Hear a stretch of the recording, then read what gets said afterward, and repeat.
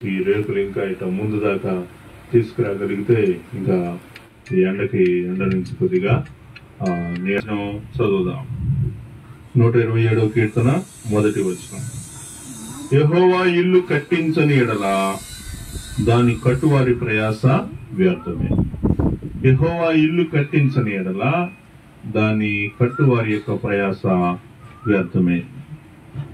మనం చూస్తున్నటువంటి ఇల్లు, ఈ భూలోకంలో మనం గమనిస్తున్నటువంటి ఇల్లు, ఇది దేవుడు ఒక చిన్న రేకులతో నిర్మించిన ఇల్లు అని మనం అనుకుంటే, ఆ ఎదురుగా మనం చూస్తున్న అపార్ట్మెంట్లు, ఏదైనా ఒక చిన్న ఇల్లు కావచ్చు, పెద్ద ఇల్లు కావచ్చు, స్థలం కావచ్చు, ఏదైనా ఒక మనిషి నివాస యోగ్యముగా ఏర్పరచబడుతుంది అంటే అది దేవుడు దయచేసినటువంటిదే అనాలి. ఎందుకంటే చాలా గృహాలను మనం గమనించినప్పుడు పెద్ద ఇల్లు కట్టుకోగలుగుతారు, కానీ అందులో నివసించలేనటువంటి స్థితిగతులకు మనం చూస్తూ ఉంటాం. చాలా పెద్ద ఇల్లు కడతారు, కానీ దాంట్లో నివసించడానికి వాళ్ళకి ఏమాత్రం కూడా నివసించడానికి వాళ్ళకి సమయం ఉండదో, లేకపోతే దేవుడు దాన్ని ఆమోదించలేదు అని నేను అనుకుంటా. కాబట్టి దేవుడు ఒక ఇంటిలో ఒక కుటుంబం నివసించడానికి దేవుడు ఆమోదించాలి. దేవుడు ఆమోదిస్తే దాన్ని బట్టి ఏమవుతుందంటే ఇల్లు నిర్మించబడుతుంది. దేవుడిలో నుంచి మనం చూడబోతున్నాం. ఏ గ్రంథంలో నుంచి? యెహోషువ గ్రంథంలో నుంచి మనం చూడబోతా ఉన్నాం. యెహోషువ గ్రంథము 24వ అధ్యాయము 15వ వచనాన్ని మనం చూస్తే, 24:15లో మనం గమనించినప్పుడు అక్కడ యెహోషువ అక్కడ ఉన్నటువంటి ప్రజలతోటి అంటున్నాడు. ఎవరితోనో కాదు, తనతో ఉన్నటువంటి వాళ్ళతోనే అంటున్నాడు. ఎందుకని అంటున్నాడంటే, ఈ యెహోషువ మోషే కాలం నుంచి, అంటే ఐగుప్తు దేశంలో బానిసలుగా ఉన్నటువంటి రోజుల నుంచి, ఆ తర్వాత వాళ్ళు ఆ మోషే ఇశ్రాయేల్ ప్రజలను అక్కడి నుంచి, ఆ ఐగుప్తు దేశం నుంచి వారిని నడిపించి వాళ్ళు బయటకు వచ్చి వాగ్దాన భూమిని స్వతంత్రించుకోక మునుపు ఆ ట్రావెలింగ్ అంతట్లో కూడా 40 సంవత్సరాల ప్రయాణం అంతట్లో కూడా యెహోషువ ఉన్నాడు అనమాట. యెహోషువ ఉన్నాడు. ఒకానొక సమయంలో మోషే ప్రార్థన చేసుకోవడానికి కొండ మీదకి వెళ్తే దేవుడు పిలిచాడు. అక్కడికి వెళ్ళాడు. 40 రోజులు అక్కడ ఉన్నాడు. వచ్చేటప్పటికి వీళ్ళందరూ కూడా, వీళ్ళ మనసులు మారిపోయి మోషే ఏడి, మనల్ని నడిపించేటువంటి నాయకుడు ఏడి, మనకు నడిపించేటువంటి నాయకుడు వస్తాడా రాడా, ప్రార్థనకని వెళ్ళాడా, దేవుడి దగ్గరికి వెళ్ళాడా, ఏమో మాకు తెలియదు. ఆయన రాలేదు కాబట్టి, మనం నడిపించడానికి ఇంకెవరు లేరు కాబట్టి మనం ఏం చేద్దాం, మనకు ఒక దేవతని తయారు చేసుకుందాం అని వాళ్ళ దగ్గర ఉన్న బంగారం అంతటిని పెట్టి వాళ్ళు ఒక దూడని తయారు చేసుకున్నారు. తయారు చేసుకొని, ఇదే మా దేవత, ఇదే మా దేవుడు, ఐగుప్తు నుంచి మమ్మల్ని నడిపించినటువంటి దేవుడు ఇతనే అని ఆ బంగారపు దూడకు వాళ్ళు మ్రొక్కుతా వచ్చారనమాట. చూడండి, ఇక్కడ వాళ్ళు రకరకాల దేశాలు, రకరకాల పట్టణాల మీదుగా వాళ్ళు ప్రయాణం చేయడం. మీరు ఎవరిని సేవించుదురో, నీల దేశంలో మీరు నివసించుతున్నారే వారి దేవతలను సేవించెదరో నేడు మీరు కోరుకొనడి. మీరెవరిని సేవించిన కోరుకొనినను నేనును నా ఇంటి వారు యెహోవాను సేవించెదము. కాబట్టి పాలేటి ప్రసాద్ గారు ఆయన జీవించినటువంటి, అంటే ఆయన జీవిత దినాలను మేము గమనిస్తా వచ్చినప్పుడు, అది ఉంటుంది కదా టీవీఎస్ 50 అన్న బండి, ఆ టీవీఎస్ 50 దాని మీద పెద్ద గడ్డి వాములు అవి మోసుకుంటూ రావటం, ఇక్కడ పశువులు వాటిని తినటం, పాలు బయటకు తీయటం, జీవితంలో ఇదే జరుగుతా ఉంది. అయితే దేవుడు ఆయన్ని పట్టుకున్నాడు. దేవుడు ఆయన్ని కూడా పట్టుకున్నాడు. ఎప్పుడంటే ఆపరేషన్ అయిన తర్వాత, అంటే అప్పటికే బాప్తిసం తీసుకోవాలని ఆశపడుతున్నాడు, కానీ ఆ సమయం అప్పుడు కుదరలేదు. ఏ విధంగా చేతనైనా ఆ బాప్తిసం ఎప్పుడు తీసుకున్నారంటే ఆపరేషన్ అయిన తర్వాత, సర్జరీ అయిన తర్వాత, అప్పుడు నీళ్లలో దిగటానికి కూడా చాలా కష్టపడ్డాడు. అలానే దిగి బాప్తిసం తీసుకున్నాడు. చర్చికి రెగ్యులర్ గా వస్తా ఉన్నాడు. ఆరాధన చేయటానికి నా నోరు తిరగట్లేదు, మాటలు రావట్లేదని అప్పుడు సైలెంట్ గా ఆరాధన చేస్తా ఉన్నాడు. ప్రభు బలలో పాల్గొంటా ఉన్నాడు. అంత మాత్రమే కాదు, మేము కోవూరులో కూడా సువార్త చెప్పడానికి వెళ్ళాం. మేము అందరం కలిసి కోవూరు వెళ్ళి కోవూరులో కూడా అక్కడ సువార్త ప్రకటించి వచ్చాం. ఈ కుటుంబం ద్వారా దేవుని యొక్క సేవ జరుగుతా ఉంది. దేవుని యొక్క సేవ పరిచర్య అనేటువంటిది జరుగుతా ఉంది. వినోదక్క రామారావు అన్న వాళ్ళు ఇరువురు కూడా హైదరాబాద్ లో ఉంటా ఉన్నారు. హైదరాబాద్ లో ఉండి వినోదక్క అక్కడ కూడా సేవ చేస్తా ఉన్నారు. అక్కడ కూడా వచ్చిన యూట్యూబ్ ఛానల్ పెట్టారు. ప్రతిరోజు వాక్యాలు అంటే చూడండి, ఇక్కడ మనకు కావాల్సింది ఏంటంటే నా శరీరం ఈ భూమి మీద నేను జీవించిన కాలంలో నా శరీరం దేవుని నామాన్ని మహిమపరుస్తుందా లేదా? ఏదైనా కావచ్చు. ఒక చిన్న వాక్యాన్ని స్టేటస్ లో పెడితే కూడా ఆ వాక్యం చాలా మంది చూస్తారు. చూసిన వెంటనే ప్రభు నమ్ముకోకపోవచ్చు, కానీ ఆ వాక్యం హృదయంలో ఏమవుతుంది? ఏదో ఒక రోజు ఆలోచింపజేస్తుంది. ఏదో ఒక సమయంలో ఆ వాక్యం మనిషిని పట్టుకుంటుంది. కాబట్టి ఈ కుటుంబంలో మనం గమనించినప్పుడు మీరు ఎవరినైనా సేవించుకోండి, నేనును నా ఇంటి వారును యెహోవాను సేవిస్తాము అని చెప్తా ఉన్నాడు. ఇక్కడ మనం వాక్యంలో చూసినప్పుడు చిన్న ప్రార్థన చేద్దాం. ప్రేమ కలిగిన తండ్రి, కృప కలిగిన దేవా, యెహోషువ ఇంకా అహరోను వీళ్ళందరూ కూడా బయలుదేరి వస్తూ ఉన్నారు. వచ్చే క్రమంలో 40 సంవత్సరాలు వాళ్ళు ఆయా పట్టణాలు దేశాల మీదుగా వస్తూ వాళ్ళు ఆచరించేటువంటి ఆచరణపడి ఆ మాట అన్నప్పుడు దేవుడు చెప్పాడు, ఏమన్నాడంటే, నీకు వాగ్దాన దేశంలోనికి నీకు పర్మిషన్ లేదు, నువ్వు రావు, నువ్వు ఇక్కడే ఉంటావు అని చెప్పి కేవలం ఆ యెహోషువ మాత్రము ఆ వాగ్దాన భూమిలోనికి ప్రవేశించినటువంటి వానిగా చూస్తా ఉన్నాం. పిల్లరా, ఈ యొక్క దినము మనం నేర్చుకోబోతున్నటువంటి యెహోషువ గ్రంథం 1వ అధ్యాయంలో నుంచి 1వ వచనం నుంచి 9వ వచనం వరకు ఉన్నటువంటి వచన భాగాల్లో మనం చదవవలసినటువంటి భాగంలో అర్థం చేసుకోవాల్సిన కోణం ఏంటంటే, యెహోషువ ఒక్కడే ఉన్నాడు. ఎదురుగా చూస్తే లక్షల మంది ప్రజలు ఉన్నారు. అక్కడ ఉన్నటువంటి ప్రజలు ఎక్కడున్నటువంటి ప్రజలు? ఇశ్రాయేల్ దేశంలో, లేకపోతే ఆ వాగ్దాన దేశంలోనికి ప్రవేశించినప్పుడు అక్కడ ఉన్నటువంటి స్థిరపడినటువంటి ప్రజలు చాలా మంది ఉన్నారు. వాళ్ళందరితో యుద్ధం చేసి వాళ్ళందరిని జయించుకుంటా ఆ భూమిని వాళ్ళు ఏం చేశారంటే స్వాధీనపరుచుకున్నారు. స్వాస్యముగా ఇవ్వబడినటువంటి భూమిగా చేయబడింది. ఇక్కడ మోషే మాట విన్నట్టుగా ప్రజలు యెహోషువ మాట వినట్లా. అర్థమైందా? ఎందుకని? మోషే ఎవరంటే నాయకుడు. నాయకుడు. దేవుడు మోషేకి ఆజ్ఞలు ఇచ్చాడు. 10 ఆజ్ఞల పలకలు. ఆ పలకలు మోషేకి ఇచ్చాడు. మోషే తీసుకొచ్చి ఆ ప్రజలకు వాటిని వినిపించాడు. మోషే ధర్మశాస్త్రాన్ని వాళ్ళకి, అంటే ధర్మశాస్త్రాన్ని అంటే ఆజ్ఞలను, కట్టడలను, న్యాయ విధులను వాళ్ళకి చూపించాడు. ఆ తర్వాత విధి విధానాలు అనేటువంటి విషయాలన్నీ కూడా ఎవరి ద్వారా ఇశ్రాయేలీయులకు ఇవ్వబడ్డాయి అంటే మోషే ద్వారా ఇవ్వబడ్డాయి. ఎవరి ద్వారా ఇవ్వబడ్డాయి? మోషే ద్వారా ఇవ్వబడ్డాయి. అయితే ఇప్పుడు మోషే చనిపోయాడు. చనిపోయాడు. నాయకుడు లేనప్పుడు వాక్యంలో ఒక మాట కూడా ఉంటుంది కదా, కాపరి లేనటువంటి గొర్రెలు ఏమవుతాయి? చెదిరిపోతాయి.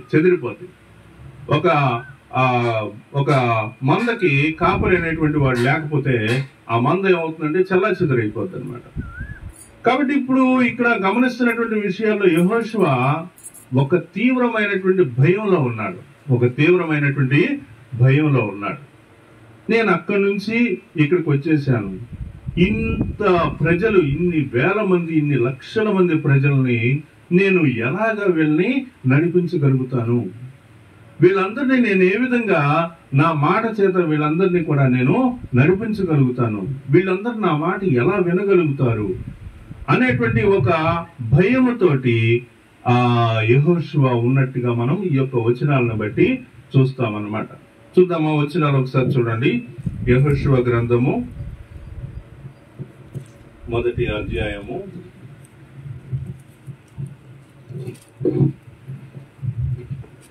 'యెహోషువ అంటే ఏంటో చెప్పగలరా? యెహోషువ అంటే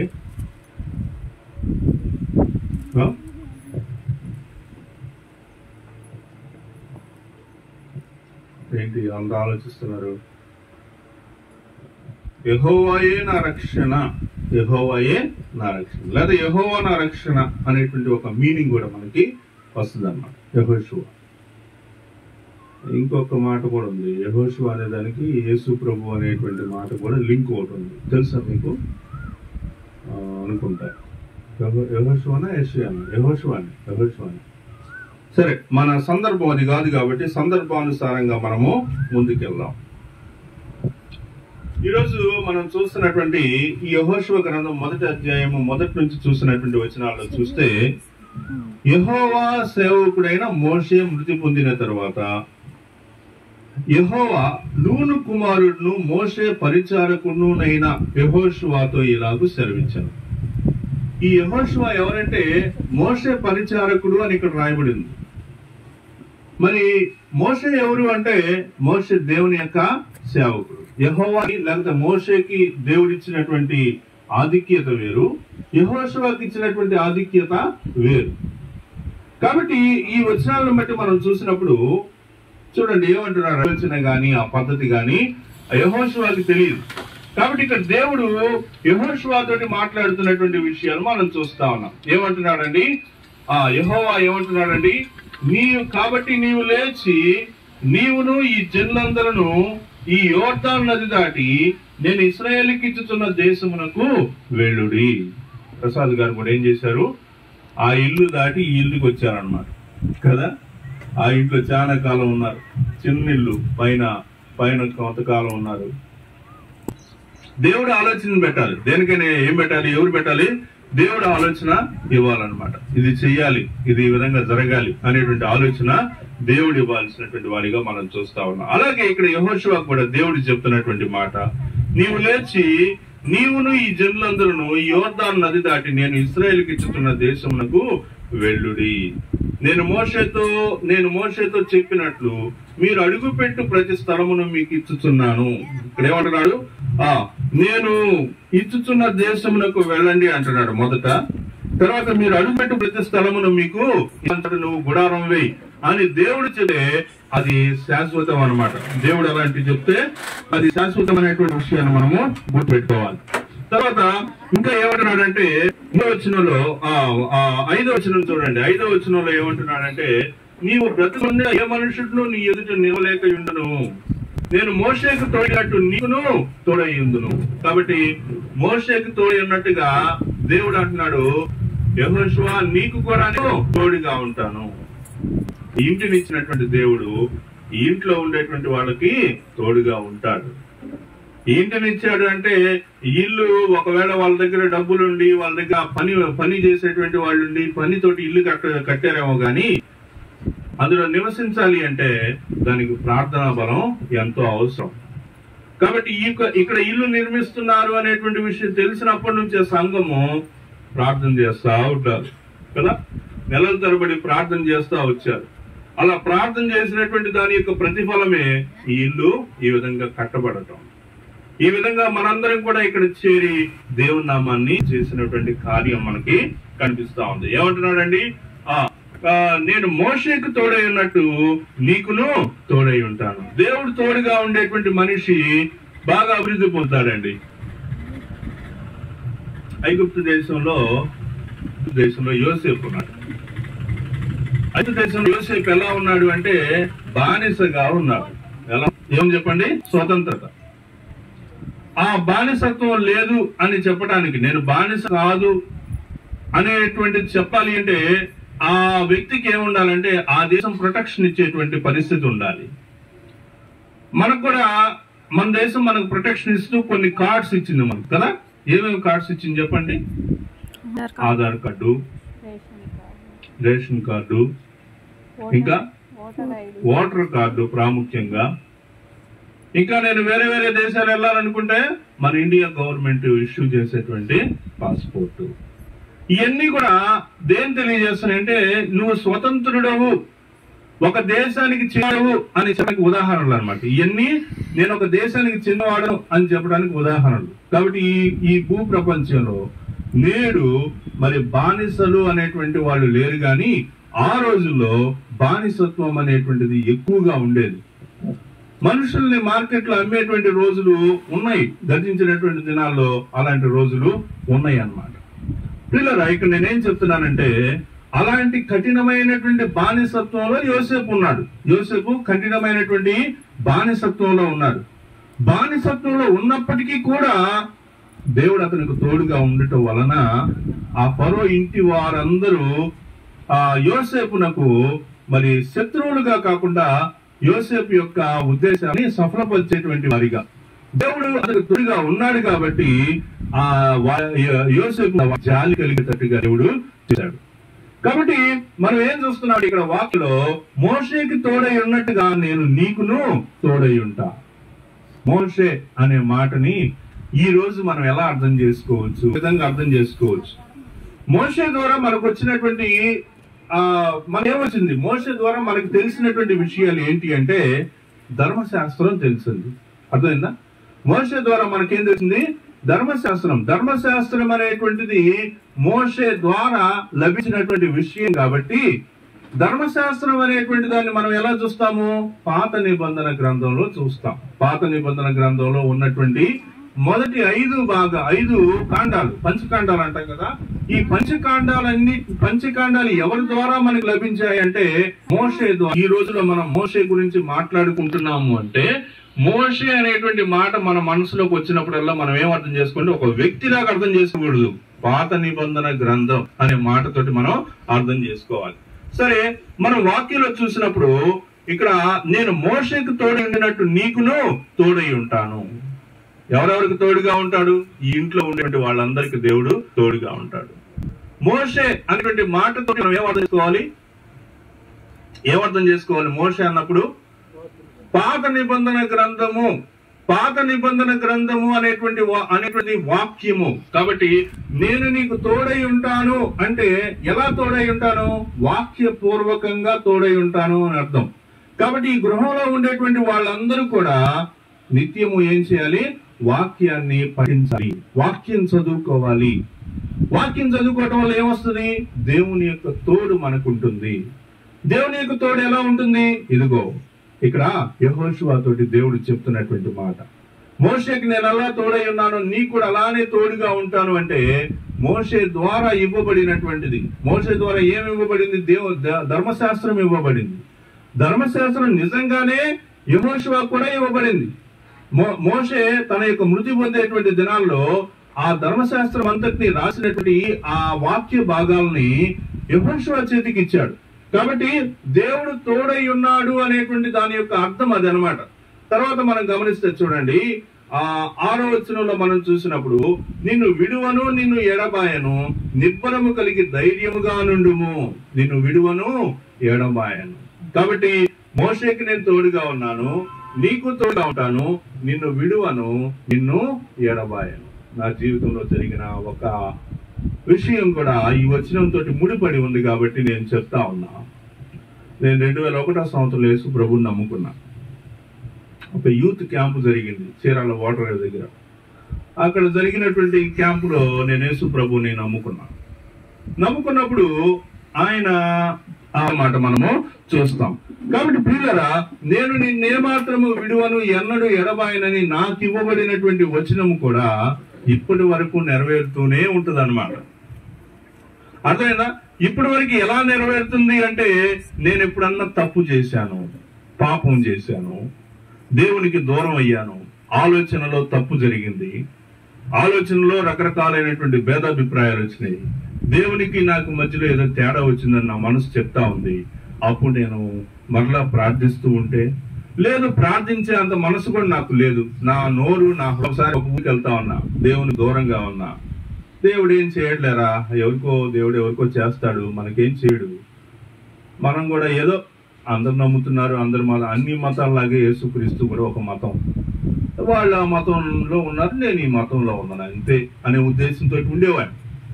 అలా ఉంటూ ఆలోచిస్తున్నప్పుడు ఒక భయాందోళనలో ఉన్నటువంటి సమయంలో నేను వెళ్తా ఉంటే, బండి మీద వెళ్తా ఉంటే నా ఎదురుగా ఒక ఆటో వచ్చింది. ఆటో వెనక నేను నిన్నే మాత్రం విడువని అన్నడు ఎడబాయని అనేటువంటి వాక్యం కనిపించింది. అంటే దేవుణ్ణి ఒకవేళ నేను మర్చిపోవచ్చు, సమాజంలో జరుగుతున్నటువంటి విషయాలను బట్టి, నా జీవితంలో జరుగుతున్నటువంటి విషయాలను బట్టి నాకు మేలు జరగట్లేదని, నాకు ఎప్పుడు ఏది కలిసి రావట్లేదని నేను అలా అనుకుంటా, దేవుడు వద్దులే అబ్బా, ఈ దేవుడి వల్ల ఏం అవ్వదు అని అనుకుంటున్నటువంటి సమయంలో దేవుడు ఆ వాక్యం ద్వారా మాట్లాడుతూ ఉన్నాడు. కాబట్టి ఇక్కడ దేవుడు యెహోషువతో కూడా అదే మాట అంటా ఉన్నాడు. ఏమంటున్నాడు చెప్పండి? నిన్ను విడువను, నిన్ను ఎడబాయను. ఈ మాట నేను ఇప్పుడు ఎవరికి చెప్తున్నాను? పాలెటి ప్రసాద్ గారికి చెప్తున్నా. దేవుడు ఏం చెప్తున్నాడు?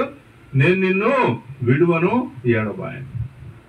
విడువను ఎడబాయను అన్నాడు. కాబట్టి ఆపరేషన్ అయిన తర్వాత బాప్తిసం తీసుకోవటం ఏంటండి? అసలు ఎవరన్నా తీసుకుంటారా?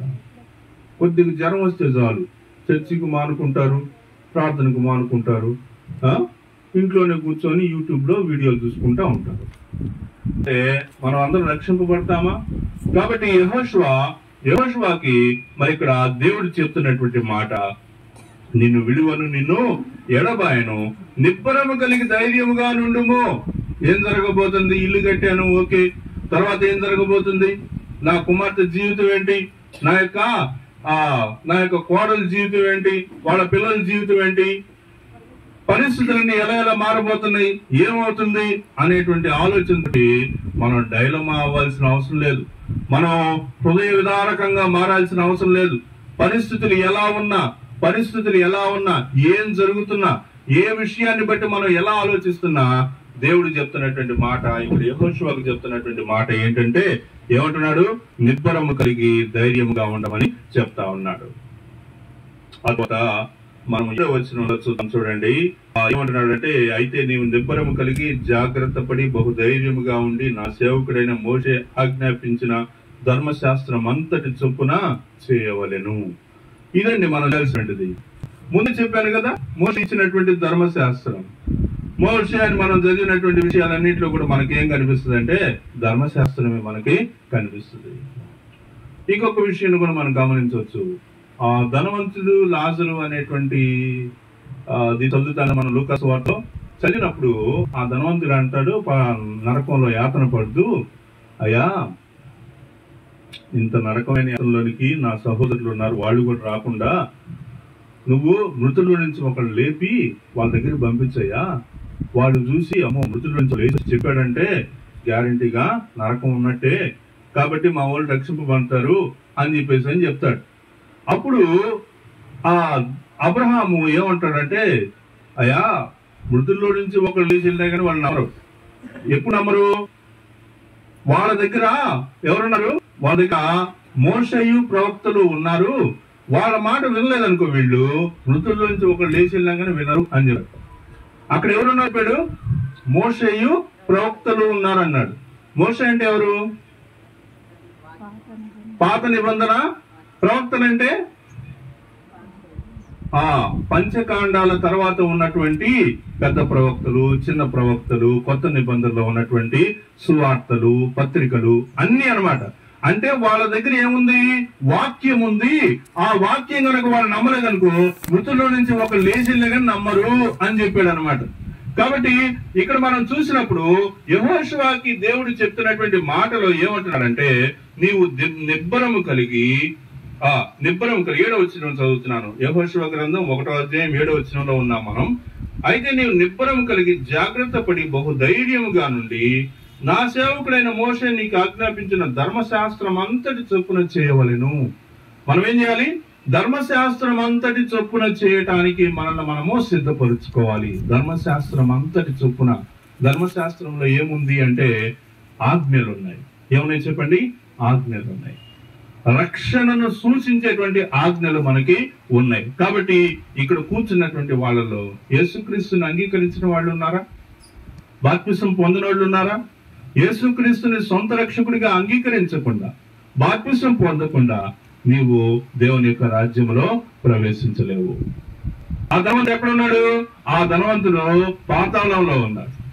పాతాళంలో ఉండి అక్కడి నుంచి అబ్రహాముని, ఆ లాజరుని చూసి అప్పుడు వేడుకుంటున్నాడు, ఈ భూమి మీదే మనకి ఏదైనా రక్షణ, ఈ భూమి మీద మరుమనసు, ఈ భూమి మీదే మనం పశ్చాత్తాపడితే కానీ ఈ భూమి దాటిపోయిన తర్వాత, మనం మరణించిన తర్వాత, మనం పాతాళంలోకి వెళ్ళిపోయిన తర్వాత అయ్యా నాకు రక్షణ దయచేయమంటే అక్కడ లేదు.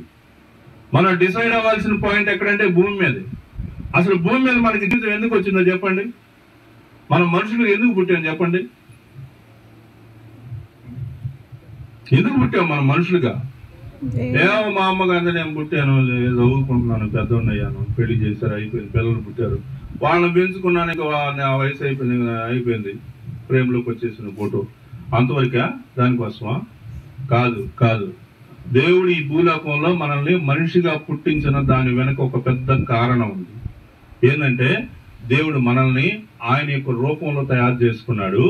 ఈ భూమి మీద మనల్ని మనుషులుగా జన్మింపజేసిన దాని మీద ఒక కారణం ఉంది. దేవుని ఒక ఆలోచన ఉంది మన గురించి. ఏంటంటే వీళ్ళు 100 సంవత్సరాలు జీవితాన్ని ఇస్తా, లేకపోతే 60 సంవత్సరాలు, 70 సంవత్సరాలు, 80 సంవత్సరాలు, 100 సంవత్సరాలు, ఏదో ఒక జీవిత కాలం అనేది వీళ్ళకి నేను భూమి మీద ఇస్తా. ఈ 100 సంవత్సరాల కాలంలో లేదా వాళ్ళకి నిర్ణయించినటువంటి కాలంలో, జీవిత కాలంలో వీళ్ళు యేసుక్రీస్తుని సొంత రక్షకుడిగా అంగీకరిస్తారా, అంగీకరించరా? రెండు ఉద్దేశాలు. ప్రభు మనల్ని ఈ భూలోకంలో మనిషిగా జన్మింపజేసిన దాని వెనుక రెండు ఉద్దేశాలు ఉన్నాయి. ప్రభువుని అంగీకరిస్తావా, అంగీకరించవా? నువ్వు అంగీకరిస్తాను, యేసుక్రీస్తు నా సొంత రక్షకుడిగా అంగీకరిస్తాను అని చెప్పడం కోసం ఆయన మనకి ఎంతకాలం ఇచ్చాడు ఈ భూమి మీద? 100 సంవత్సరాల కాలం ఇచ్చాడు. ఈ 100 సంవత్సరాల కాలాన్ని నువ్వు పరిశీలనగా చూస్తూ, దేవుని యొక్క కార్యాలు చూస్తూ, ఆయన చేసిన మేలులను అనుభవిస్తూ, ఎన్నెన్నో గొప్ప కార్యాలు, వ్యాధుల నుంచి ఆయన మనల్ని బయటికి తీసుకురావటం, అనారోగ్య సమస్యల నుంచి బయటికి రావటం, ఆర్థిక సమస్యల నుంచి మనల్ని బయటికి తీసుకురావటం, ఇలాంటి అన్ని గమనించి కూడా యేసుక్రీస్తు అంటే ఆ ముక్కోట్లో ఒకళ్ళు ఏవయ్యా అంటావా? లేకపోతే యేసు ప్రభువే దేవుడు అని చెప్తావా? ఆయన ద్వారానే రక్షణ నువ్వు ఒప్పుకోగలుగుతావా లేదా? ఇది మనం నిర్ణయించుకోవటం కోసం. భూలోకం అనేది మనకి మనిషికి ఒక డిసైడింగ్ పాయింట్. అర్థమైందా? ప్రభువుని నమ్ముకుంటావా, ప్రభువుని ఎన్నుకుంటావా, ప్రభువుని ఎన్నుకోవా? 2 విషయాల కోసమే ఈ భూమి మీద మనం ఉన్నాం. ఈ భూలోకంలో ఇంత జీవితాన్ని దేవుడు మనకిస్తే ఇంకా నేను యేసుక్రీస్తు నమ్ముకోవటానికి ఇంకా నేను ఆలోచించాలి, ఇంకా నేను సమయం తీసుకోవాలి, ఇంకా నేను చూడాలి, ఇంకా నేను సమయం రావాలని నీవు అనుకుంటున్నావు అనుకో, ఈ భూలోకంలో మనిషి యొక్క జీవితం ఎప్పుడు ముగించబడుతుందో తెలుసా? ఏమండి, ఎప్పుడు మనం ఈ భూలోకాన్ని విడిచి వెళ్తాం తెలుసా? మా నాన్నగారు పోయిన సంవత్సరం చనిపోయారు, 73 సంవత్సరాలు చనిపోయారు. ఆయన అంత ఎట్లీకి చనిపోతాడని నేనైతే అనుకోలే. కనీసం 85-90 సంవత్సరాలు బ్రతుకుతాడని నేను ఎంతో ఆశపడ్డా. హాస్పిటల్కి తీసుకెళ్లి రిమ్స్ హాస్పిటల్ ఇంక లాస్ట్ మూమెంట్ లో బెడ్ మీద అట్లా పడుకోబెట్టి టెస్టులు చేస్తా ఉంటే కళ్ళు తేలేసి చనిపోయిన తర్వాత కూడా నేను ఇంకా నేనేమనుకుంటున్నాను, బ్రతికే ఉన్నాడు, లెగుస్తాడని నేను అట్లనే చూస్తున్నా. ఆ డాక్టర్ వచ్చి వాళ్ళ అబ్బాయి నువ్వేనా అన్నాడు. అవునండి అంటే, మీ నాన్న చనిపోయాడయా? మా నాన్న చనిపోయాడా?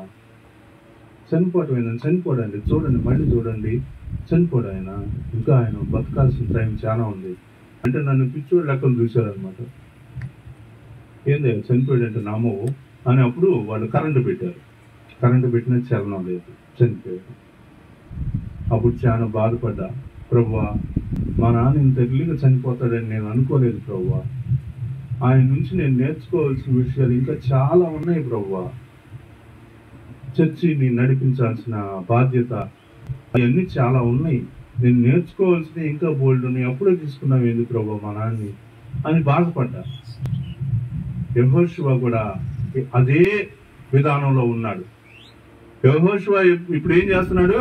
యెహోషువ మోషే చనిపోయాడే, ఇంక వీళ్ళందరినీ నేను ఎట్లా నడిపించాలి? దేవుడితో మాట్లాడతాడు, మోషేతో కదా మాట్లాడేది, నాతో కాదు కదా అనే ఒక సందిగ్ధతలో ఉన్నాడు. అయితే దేవుడు యెహోషువ తోటి మాట్లాడుతూ బలపరుస్తూ ఉన్నాడు. దేవుడి యొక్క ఇంటినిచ్చాడు. ఈరోజు ఇంటిలో నువ్వు కూర్చొని ఆయన ఏం చేయాలా?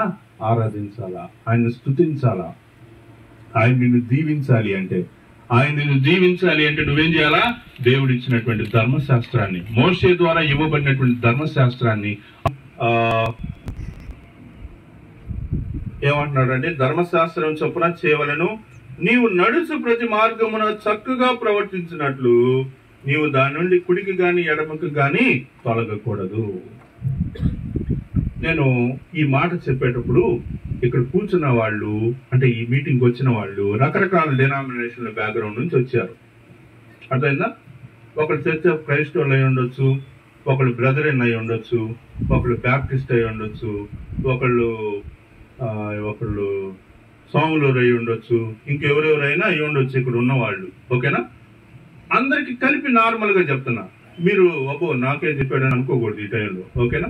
సరే చూడండి ఏమంటున్నాడంటే ఇక్కడ, నీవు నడుచు మార్గం ప్రతి మార్గమున చక్కగా ప్రవర్తించినట్లు నీవు దాని నుండి కుడికి గాని ఎడమకు గాని తొలగకూడదు. దేవుని యొక్క వాక్యాన్ని నువ్వు ప్రవర్తించేటువంటి సమయంలో వాక్య ప్రకారమే నడవాలి గాని కుడికి గాని ఎడమకు గాని నీవు నడవకూడదు. దేవుని యొక్క వాక్యం ఏం చెప్పింది? ఇక్కడికి వెళ్ళు, ఈ స్థలంలో నువ్వు ఇల్లు కట్టు, రేకులై, ముందు దీంట్లో ఏ విధంగా నువ్వు నివసిస్తా ఉండు, తర్వాత దీన్ని నేను మిద్ది చేస్తాను, ఆ తర్వాత దీన్ని ఇంకా పెద్ద చేస్తాను, ఈ స్థలాన్ని నీకు ఇస్తాను, తర్వాత నువ్వు ఊహించినంతగా ఈ యొక్క ఇంటిని నేను అభివృద్ధి పరుస్తా. ఎప్పుడు? నువ్వు కుడికి గాని ఎడమకు గాని తిరగనప్పుడు. కుడికి గాని ఎడమకు గాని తిరగటం అంటే ఏంటి? గుణార్థనం చేశారా ఇంటికి? తీలా కుడికి ఎందుకు నడవలేదు? వాయనాలు ఇచ్చారా? వాయనాలు ఇలా అదేంది? నవధాన్యాలు లేదా? నవధాన్యాలు ఇప్పుడు ఇల్లు ఎట్లా నిలబడింది? ఈ కుడికి కానీ ఎడమ కానీ తిరగటం అంటే ఈ అనమాట.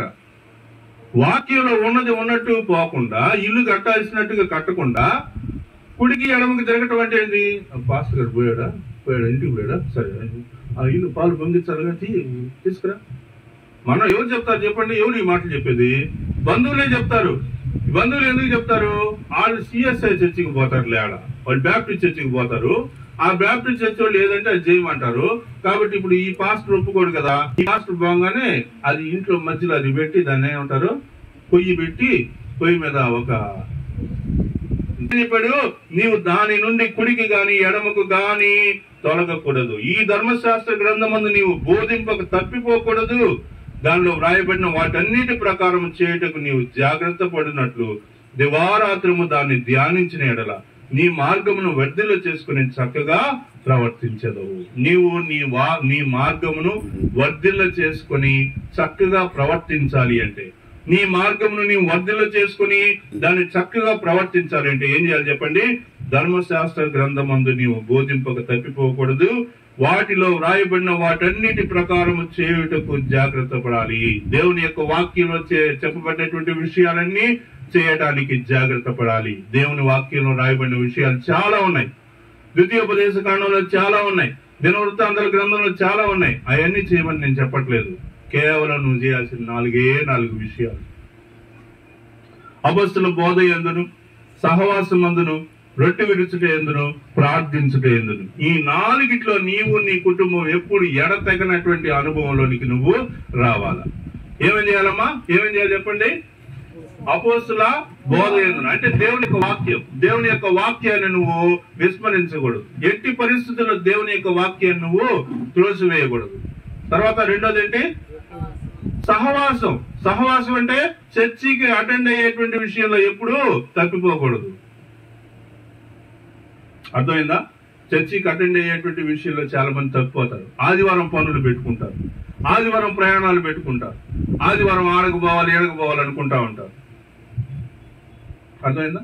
కాబట్టి అలాంటి ఎప్పుడు తప్పిపోకూడదు. దేవునికి ఇవ్వాల్సినటువంటి ప్రాధాన్యత ఎప్పుడు దేవుడికి ఇవ్వాలి. తర్వాత మూడోది ఏంటి? రొట్టె విరుచుట ఎందును. బాప్తిసం తీసుకుంటారు చాలా ఈజీగా. ప్రభు నన్ను అటు చేసాడు ఇటు చేశాడయ్యా, నేను ప్రభువుని నమ్ముకుంటున్నాను, బాప్తిసం తీసుకుంటారు. కానీ రొట్టె రసం మాత్రం తీసుకోరు. ప్రభు బల్ల మీ దగ్గరకు వచ్చి, అమ్మా ప్రభు బల్ల పాల్గొంటావు అంటే, లేదు ఈ వారం నేను పాల్గొన్నాను. ఎప్పుడు పాల్గొంటావు? ఒక వారం నువ్వు పాల్గొనడం ఆపేస్తే అపవాది దాన్ని అదునుగా చేసుకుని వచ్చే వారం మళ్ళీ ఆరాధించనీయుడు, అటు వచ్చే వారం మళ్ళీ ప్రభు బల్ల పాల్గొననీయుడు. ఇంకా ఈ విధంగా నీ జీవితంలో ప్రభువుకి నీకు సత్సంబంధం లేకుండా చేస్తాడు. కాబట్టి నేను వచ్చి పర్యంతము దీన్ని చేయడం ప్రభు చెప్పినట్టుగా బాప్తిసం పొందిన ప్రతి ఒక్కరూ ప్రతి ఆదివారం సంఘంలో ఆరాధించి ఏం చేయాలా? ప్రభు బలలో పాల్గొనాలా. మా బాప్టిస్ట్ చర్చిలో నెలకోసారి అంటే నెలకోసారే పాల్గొనాలా.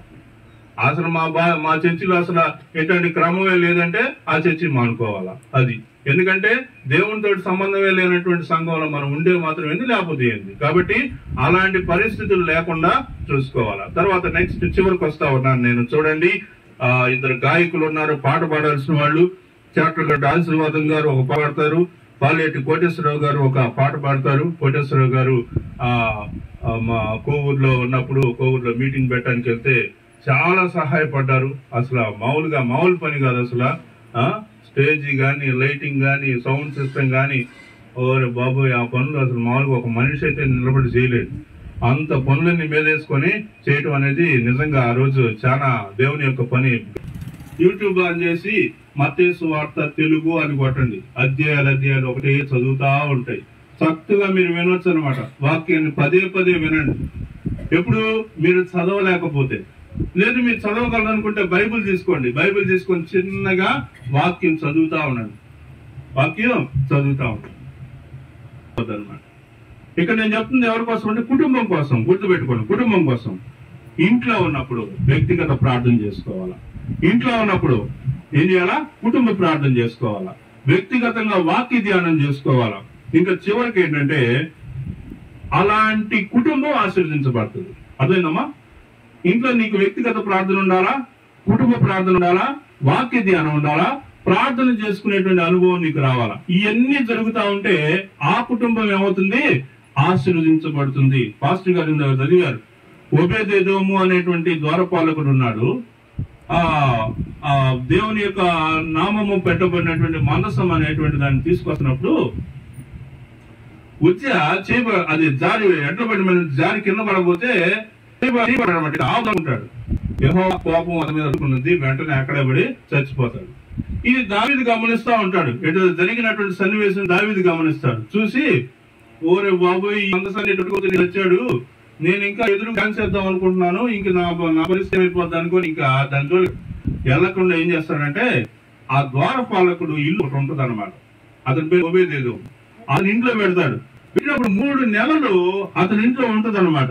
ఉన్నప్పుడు దేవుడు ఏం చేస్తాడంటే అతని కలిగినటువంటి దాని అంతటిని బట్టి దేవుడు ఆశీర్వదిస్తాడనమాట. ఇప్పుడు నేనేం చెప్తున్నానంటే, పాలేటి ప్రసాద్ గారి యొక్క ఇంట్లో ఏముండాలా? మందసం ఉండాలా. ఏముండాలి చెప్పండి? మందసం అనగానే అదేదో ఇశ్రాయేల్ నుంచి తెప్పించాలనుకుంటానే ఆర్డర్ పెడదామని ఆ మందసం కాదు. మందసం అంటే ప్రార్థన, మనసు అంటే వాక్య ధ్యానం, మనసు అంటే దేవుని యొక్క లేఖనాలను పరిశోధించి చదవటం, ప్రార్థన చేయటం. ఇవి అన్నమాట. ఈ విషయాలు ఎప్పుడైతే మన కుటుంబ జీవితంలో ఉంటాయో ఆ కుటుంబము మికిలిగా ఆశ్రయించబడి దీవించబడుతుంది. అట్టి కృప, అట్టి విధానము పాలేటి ప్రసాద్ గారి యొక్క గృహంలోనికి దేవుడు తీసుకొచ్చి ఆశీర్వదించి దీవెనలతో నింపును గాక. దేవుడు తన పరిశుద్ధ లేఖన భాగాన్ని మన యొక్క వెనుకల్లో ఆశీర్వదించి గాక. భోజనాలు రెడీయా? తర్వాత మిత్రాన్ని ఇది పాడుపడింది. బిడ్డ మిత్రాన్ని ఉదయాన్ని చెప్పంగానే నిలబట్టడానికి కూడా స్థానం లేనటువంటి స్థితిలో మిత్రాలు వచ్చి ప్రార్థన చేసేళ్ళారు. అసలు నేను వాగ్దానం నెరవేర్చాడు దేవుడు ఈ సంవత్సరాన్ని. ఎప్పుడు నిన్ను కాపాడుతాను, ఎడుగును ఎడబాయనని ప్రతి సంవత్సరం మంత్రంలో వాగ్దానం తీసుకున్నప్పుడు అట్లాంటి వచ్చేది. ఈ సంవత్సరం వాగ్దానం ఏమొచ్చిందంటే, నువ్వు భూములను కొలిసదు, దాంట్లో నువ్వు నిత్యముగా నివసించదు అని వచ్చింది. నేను భూములను కొలవటమండి, నేనంత అసలు భూములను కొలిసేది ఏందనేది నాకు అర్థం కాల. తర్వాత ఇల్లు కడతానని కూడా నాకు తెలియదు. ఇల్లు రేకులు అవ్వచ్చు కానీ దేవుడు, నేను 20 సంవత్సరాలు ప్రార్థన చేశాను, నాకు సొంత ఇల్లు కావాలి ప్రభు అని. ఇల్లు ఇచ్చాడు, అన్నేసాను. ఆ ఇంటి మీద నాకు అంత ఇష్టం లేదు అసలు. వినోదా వాళ్ళ నాన్న దాన్ని ఏదేదో చెయ్యిపోయినా కూడా నేను చెయ్యనిలా. ఏదో ఎదరబడ కట్టారు, ఉంటాం కొంతకాలం. అసలు ఆ ఇంట్లో ఉండటం నాకు ఇష్టం లేదు. తర్వాత ఈ ఇంటికి నేను భూమిత్ర ఇల్లు కట్టుకుంటాను, ప్రార్థన చేయ్యా అన్న. ఉదయాన్నే వచ్చి నిలబడే ప్రార్థన చేసి వెళ్ళాడు. నిలబడే ప్రార్థన చేసి వెళ్ళిపోయినాక మొదలు పెట్టాను.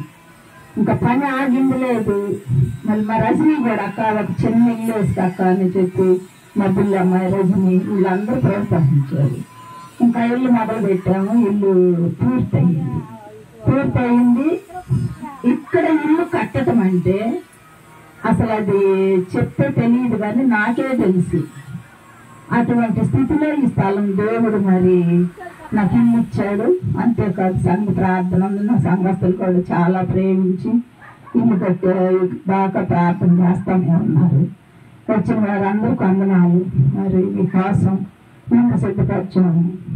ఏం చేసి అందరూ వెళ్ళాలి. సమయం ఇచ్చిన పాస్టర్ గారికి వందనాలు. ప్రేమయు ఆయన కుమారుడైన యేసుక్రీస్తు వారి కృపయు పరిశుద్ధాత్మ దేవుని యొక్క అన్యోన్య సహవాసం ఈ దినము చేరి వచ్చిన వారందరికీ, పాలెటి ప్రసాదంకులు కుటుంబ సభ్యులందరికీ ఇప్పుడు ఎల్లప్పుడు సదాకాలముతో నడిపించును గాక. ఆమేన్ ఆమేన్ ఆమేన్. అందరికీ వందనాలు.